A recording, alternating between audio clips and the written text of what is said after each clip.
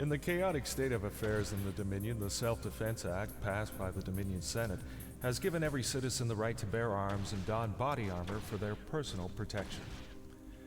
There are two main types of firearms, ballistic and energy-based.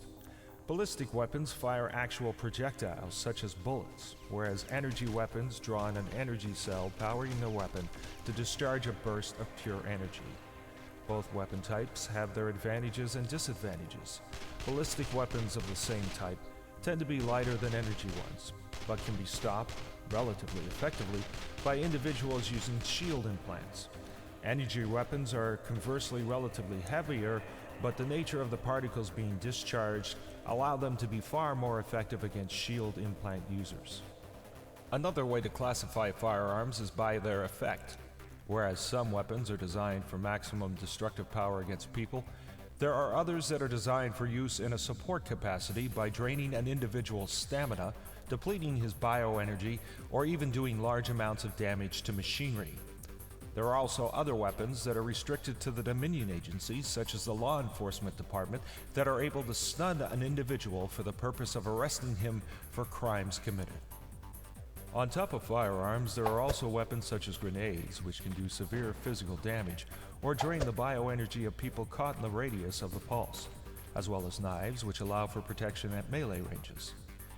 There is also a piece of equipment that is built to look like a weapon but actually heals individuals that are hit by its energy discharge, commonly called a healing gun or medigun.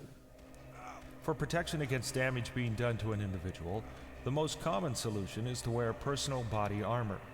There are various types of armors that vary in weight and what sort of damage they protect best against.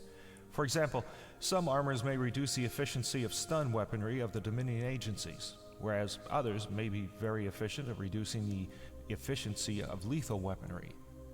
It is best to find the combination of armor that best suits your personal style of usage, such as heavier armors when you expect to be in combat situations, or lighter armors when you do not wish to engage in combat, but would rather it protect you just long enough for you to run away from the situation quickly.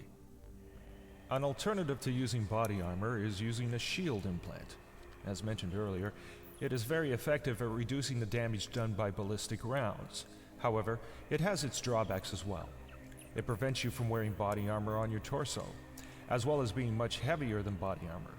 Additionally, it requires bioenergy to function, which means running out of bioenergy will leave you much more vulnerable to an attack.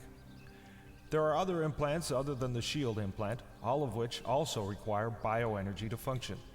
Each implant has different functions and are typically attached to different parts of your body, which means you can wear more than one implant at a time. There are implants such as the night vision implant, which allows the wearer to see clearly in low light conditions, or the resistance amplifier implant, which facilitates natural healing without medkits, although at a cost of bioenergy, and many more.